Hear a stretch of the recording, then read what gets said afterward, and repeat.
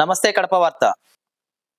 దాదాపు 13 జిల్లాలకు సంబంధించి ప్రభుత్వ పాలిటెక్నిక్ కాలేజీల పనితీరు మరియు అడ్మినిస్ట్రేషన్‌కి సంబంధించి వ్యవహారాల్లో నిరంతరం ఎంతో ఫుల్ బిజీగా ఉన్నటువంటి Nirmal Kumar Priya regional joint director మనతో ఉన్నారు.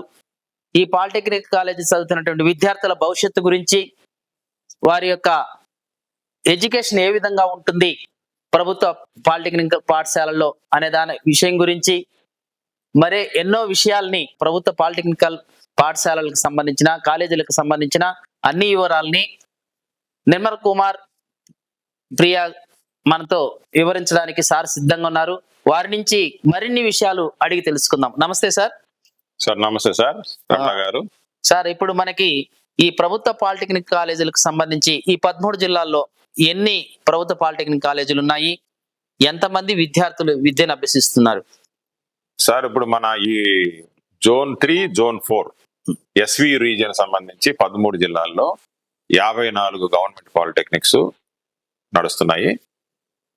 అదేవిధంగా ఈ ఎస్వి రీజియన్ లో 7,500 వరకు మనకి విద్యార్థులు ప్రస్తుతం అడ్మిషన్లు జరిగినాయి.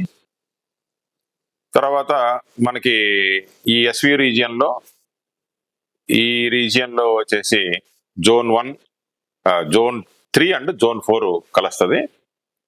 సో దీనికి సంబంధించి ఈ 7 జిల్లాల్లో కూడా ప్రభుత్వ పాలిటెక్నిక్ల యొక్క పనితీరు, అదేవిధంగా అక్కడ ఉన్నటువంటి స్టాఫ్ యొక్క ఇన్స్ట్రక్షన్స్ ఎలా ఉంది, ల్యాబ్ పనితీరు ఎట్లా ఉంది, అదేవిధంగా ప్రైవేట్ ఇంజనీరింగ్ కాలేజీలో సెకండ్ షిఫ్ట్ పాలిటెక్నిక్స్ లో పిల్లలకు ఏ విధంగా బోధన జరుగుతుంది, ఏ విధంగా ల్యాబ్స్ నడుస్తాయి, ఏ విధంగా ఎగ్జామినేషన్స్ జరుగుతాయి అనే దాని మీద కూడా మా యొక్క మానిటరింగ్ ఉంటుంది.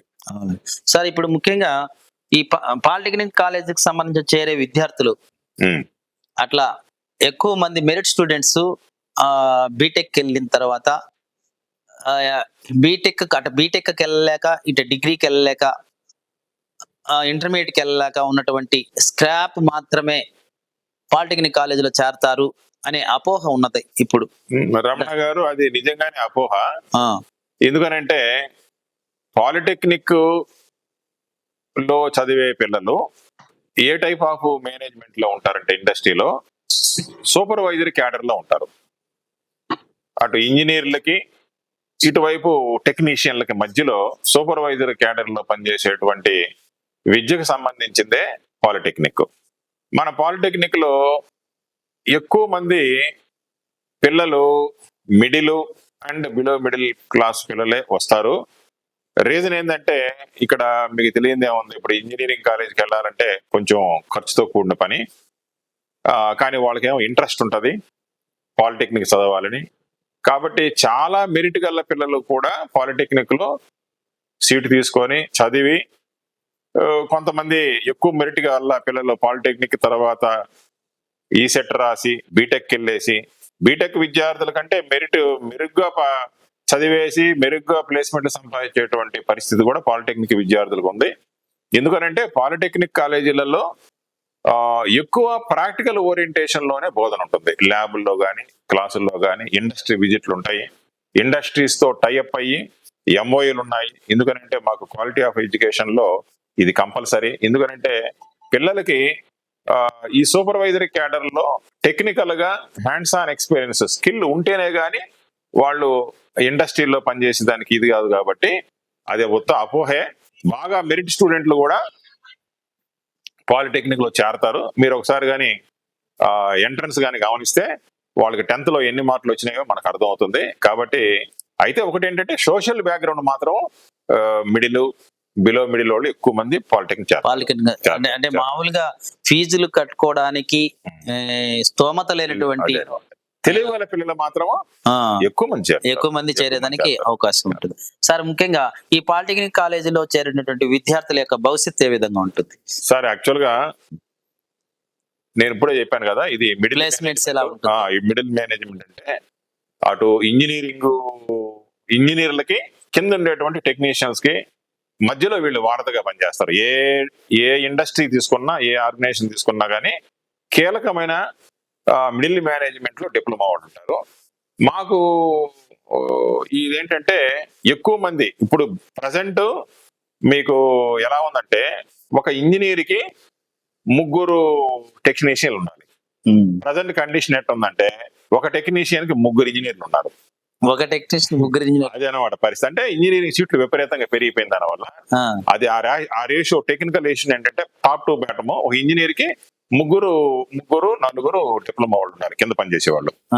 సో ఇక్కడ ఏంటంటే మాకు గత 2 సంవత్సరాల క్రితము మాకు డైరెక్టర్ గా పనిచేసినటువంటి చదలవాడ నాగరాణి గారు ఎంతో కష్టపడి పెద్ద పెద్ద కంపెనీలకి తో ఎంఓయు కుదుర్చుకొని, ఎగ్జాంపుల్ టెక్సాస్ ఇన్స్ట్రుమెంట్స్ అనేది international American based company, thought works అనే కంపెనీ అమెరికన్ బేస్, బోయింగ్ అనేది ఎయిర్ క్రాఫ్ట్ మ్యానుఫ్యాక్చరింగ్ ఇది కూడా అమెరికన్ బేస్డ్.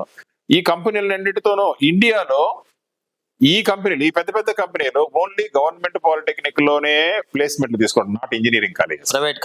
ప్రైవేట్ కూడా తీసుకోవట్లేదు, ఓన్లీ గవర్నమెంట్, అదే విధంగా పాలిటెక్నిక్ లోనే.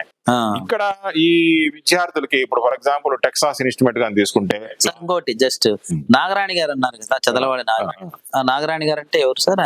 నాగరాణి గారు మాకు గతంలో కలెక్టర్ గా మాకు డైరెక్టర్ గా పనిచేశారు.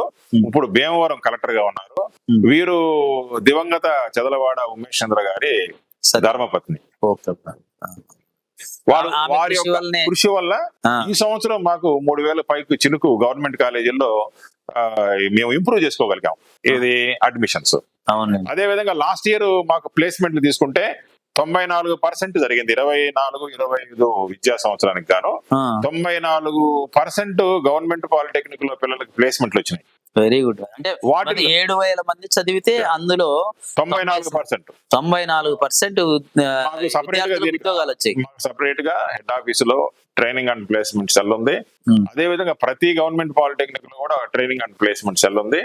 మాకు 6 నెలల కంపల్సరీ ఇండస్ట్రియల్ ట్రైనింగ్ ఉంది పిల్లలకి. కంపల్సరీగా 6 నెలల ఇండస్ట్రియల్ ట్రైనింగ్ ఉంది. నా 5వ సెమిస్టర్ 6వ సెమిస్టర్ వెళ్తారు పిల్లలు. వెళ్ళినప్పుడు ఇక్కడ ఏంటంటే కొన్ని కంపెనీలు ఇలాంటి కంపెనీల్లోనే training, American company famous multinational company. So ఇప్పుడు ఈ టెక్సాస్ ఇన్స్ట్రుమెంట్ లో 9.5 lakhs per annum అండి. అదే విధంగా థాట్ వర్క్స్ లో 9 lakhs per annum, బోయింగ్ లో వచ్చేసి 8 lakhs per annum అండి. ఈ పిల్లలు సెలెక్ట్ అయ్యారు. నేను ఇందాక మీకు ఒక లాస్ట్ ఇయర్ సెలెక్ట్ అయినటువంటి ఫోటో ఒకటి చూపించాను, అది కూడా మీకు షేర్ చేస్తాను. ఆ పిల్లలు లాస్ట్ ఇయర్ సెలెక్ట్ అయ్యి 1 year ట్రైనింగ్ అయిపోయి ఇప్పుడు రీసెంట్ గా 2 నెలల క్రితం వాళ్ళకి ప్లేస్మెంట్లు ఇచ్చారు. ఆ పిల్లలకి వాళ్ళందరూ ఎంత ఆనందంగా ఉన్నారు చూడండి. వీళ్ళందరూ కూడా మిడిల్ అండ్ బిలో మిడిల్ ఉన్నటువంటి సామాజిక లెవెల్ ఉన్నటువంటి పిల్లలు. సో సొసైటీలో పాలిటెక్నిక్ చేరి నిజంగా గానీ ఉపయోగించుకొని ప్లేస్మెంట్ తెచ్చుకుంటే మంచి ప్లేస్మెంట్. సరే, ఇంకోటి మనకి ముఖ్యంగా వీళ్ళు చాలా మంది ఏం చేస్తున్నారంటే సార్, ఇప్పుడు పాలిటెక్నికల్ కంప్లీట్ అయిన తర్వాత, కోర్స్ కంప్లీట్ అయిన తర్వాత నెక్స్ట్ బీటెక్ వెళ్తున్నారు. బీటెక్ వెళ్ళకపోయినా ఈ ప్లేస్మెంట్స్ వచ్చితే వాళ్ళకి ఎలాంటి ఇబ్బంది ఉండదంటారా?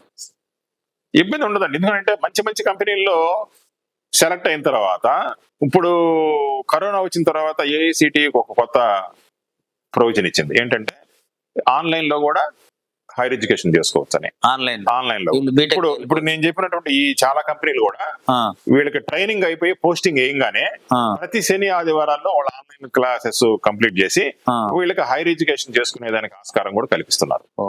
ఎన్ఈపి ప్రోగ్రామ్ గురించి ఒకసారి వివరించండి. యాక్చువల్ గా నేషనల్ ఎడ్యుకేషన్ పాలసీ సంబంధించి ఇప్పుడు గవర్నమెంట్ ఇండియా ఏం చేస్తుందంటే, మెయిన్ ఏంటంటే స్కిల్ అనేది చాలా ఇంపార్టెంట్.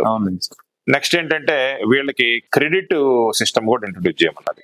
ఇప్పుడు ఆల్రెడీ మన పాలిటెక్నిక్ విద్యార్థులకి మొత్తం ఇది కూడా ఎగ్జామినేషన్ కానీ ఎవాల్యుయేషన్ కానీ క్రెడిట్స్ ఇస్తున్నారు. ఇప్పుడు నెక్స్ట్ ఇంకోటి ఏంటంటే, మేము పాలిటెక్నిక్ లో ప్రతి పాలిటెక్నిక్ కూడా మీరు కానీ పోయి చూస్తే 10 కంపెనీలు తో వాళ్ళు ఎంఓయు పెట్టుకొని ఇండస్ట్రీలో రోజు రోజుకి మారుతున్న టెక్నాలజీకి అనుగుణంగా మా సిలబస్ గానీ పాలిటెక్నిక్ లో అదే విధంగా ల్యాబ్లు గానీ అప్డేట్ చేసుకోవడం, అదే విధంగా టీచర్స్ కూడా 3 నెలలు కంపల్సరీ ఇండస్ట్రియల్ ట్రైనింగ్ ఇస్తున్నారు కంపల్సరీగా. దానికి వెళ్ళి లేటెస్ట్ దాని ప్రకారము. అందుకని ఏంటంటే మా కరికులం కూడా ఇప్పుడు యాక్చువల్ గా C20 ఉండింది కరికులం అండి, మళ్ళీ 23 పెట్టారండి 2 ఏళ్ళకి 3 ఏళ్ళకే. మళ్ళీ ఇప్పుడు C26 ఇంట్రొడ్యూస్ చేస్తున్నారు. Very good. దీంట్లో ఏంటంటే లేటెస్ట్ టెక్నాలజీ ఏంటంటే ఇప్పుడు ఆర్టిఫిషియల్ ఇంటెలిజెన్స్ కానీ, డ్రోన్ టెక్నాలజీ కానీ ఇలాంటివి కూడా ఇంట్రొడ్యూస్ చేసి పిల్లల్ని మంచిగా తరిపించేసి మనకి ఎప్పటికప్పుడు మారేటువంటి టెక్నాలజీకి అనుగుణంగా పిల్లకాయల్ని తరిపించేస్తారు. అవునండి సార్. ఇంకోటి సార్, మనకి NBA గురించి ఒకసారి. ఈ నేషనల్ బోర్డ్ ఆఫ్ అక్రిడిటేషన్ ఏంటంటే ఇది ఒక సంస్థ అండి ఢిల్లీలో. ఇవి బోత్ ఇంజనీరింగ్ లెవెల్లో ఉన్నటువంటి బీటెక్ కాలేజీలు కానీ, డిప్లొమా కాలేజ్, ఏదైనా టెక్నికల్ సంస్థకి కొన్ని స్టాండర్డ్స్ మనం మెయింటైన్ చేస్తే పిల్లలు ఎంతమంది చేరుతున్నారు, స్టాఫ్ ఎంతమంది ఉన్నారు, వీళ్ళ రేషియో ఎంత ఉంది, తర్వాత అది కాకుండా ఏ సంవత్సరం అయితే వాళ్ళు మనకి ఈ ఇన్స్పెక్షన్ చేస్తారో ఎవాల్యుయేషన్, దానికి వెనక 3 సంవత్సరాలు స్టాండర్డ్స్ ఎలా ఉన్నాయి, పాస్ పర్సెంటేజ్ ఎలా ఉంది, ఎంతమందికి ప్లేస్మెంట్లు వస్తున్నాయి, ఎంతమంది హైయర్ ఎడ్యుకేషన్ వెళ్తున్నారు, ఈ విధంగా మొత్తం ఎవాల్యుయేట్ చేసి వాళ్ళు మనకి నేషనల్ బోర్డ్ ఆఫ్ అక్రిడిటేషన్ వాళ్ళు 3 years కి అక్రిడిటేషన్ ఇస్తారు. ఆ 3D అక్రిడిటేషన్ ఇచ్చారంటే మన సర్టిఫికేట్ మీద కూడా దాన్ని ప్రింట్ చేస్తాం. ఏ కాలేజీలో ఏ కోర్స్ కి NBA అక్రిడిటేషన్ ప్రింట్ చేస్తాము. ఇదేంటంటే మన జాబ్ కి వెళ్ళినప్పుడు చాలా ఉపయోగపడుతుంది. ఇప్పుడు మనకు మొత్తము కంబైన్డ్ స్టే మొత్తం మనకు ఉన్న ఆంధ్రాలో మొత్తం 13 జిల్లాలకు గాను 42 పాలిటెక్నిక్ లో NBAలు వస్తుంటే మన రాయలసీమ అదే Zone 3, Zone 4 SV రీజియన్ కి ఈ 42లో 30 కాలేజీలకి మనకి NBA వచ్చారు. ఎక్సలెంట్. Very good sir. ఇంకోటి ముఖ్యంగా ఈ పాలిటెక్నిక్ కాలేజీకి సంబంధించిన స్టాఫ్ సక్రంగా క్లాస్ టైం కి వెళ్ళకపోయినా, డ్యూటీస్ సరిగా సక్రంగా చేయకపోయినా వాళ్ళ మీద ఏమేమి యాక్షన్స్ తీసుకోవాలి? యాక్చువల్ గా మనకి ఏంటంటే ఇప్పుడు గవర్నమెంట్ పాలసీ ప్రకారము మనకి ఫేషియల్ రికగ్నిషన్ ఉంది, అదే విధంగా AEBS ఉంది. వీటితో కంపల్సరీగా స్టాఫ్ 9:30కి కాలేజ్ అంటే ఖచ్చితంగా 9:25 కల్లా వాళ్ళు ఈ 2 వేయాలి. ఏది ఫేషియల్ రికగ్నిషన్ అయిపోవాలి. వాళ్ళకి కానీ టైం టేబుల్ ప్రకారం క్లాస్ ఉంటే 9:30 కల్లా క్లాసు స్టార్ట్ అయిపోవాలి. మాకు ఈ మధ్య రీసెంట్ గా కొన్ని AEBS రిపోర్ట్లు తీసుకొని ఎవరన్నా లేట్ గా వచ్చారు అంటే ఆ లేట్లను క్యాల్కులేట్ చేసి 3 లేట్లు ఒక CL కూడా కట్ చేయమన్నారు. ఈ మధ్యనే ఆర్డర్ వచ్చింది. తర్వాత స్టాఫ్ అంటే మాత్రం అందరూ హైలీ క్వాలిఫైడ్ అండి.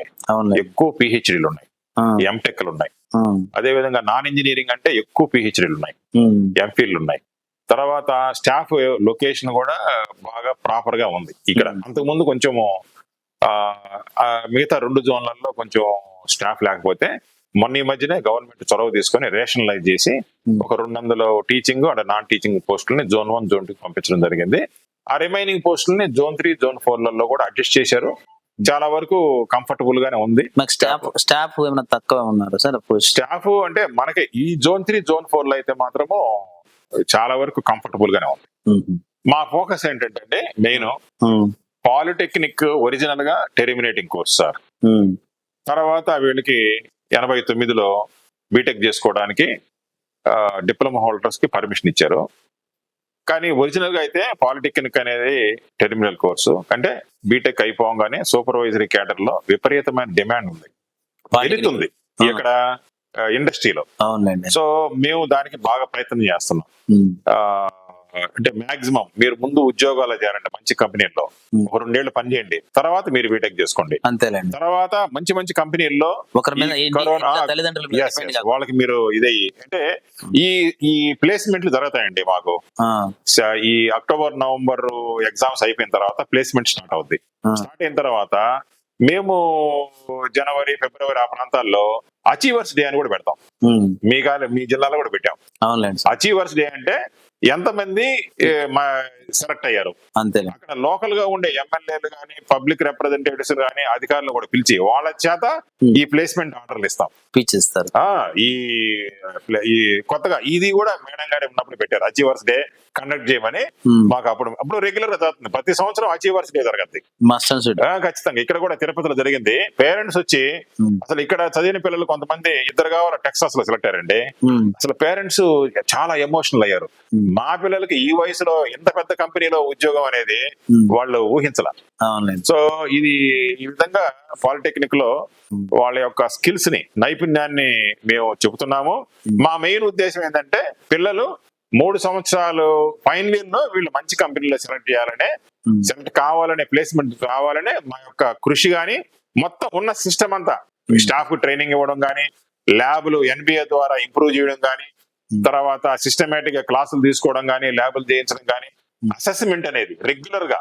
ఇప్పుడు మాకున్న అసెస్మెంట్ ఎవ్రీ చాప్టర్ కి అసైన్మెంట్ రాయిస్తారు, 3 యూనిట్ టెస్టులు పెడతారు.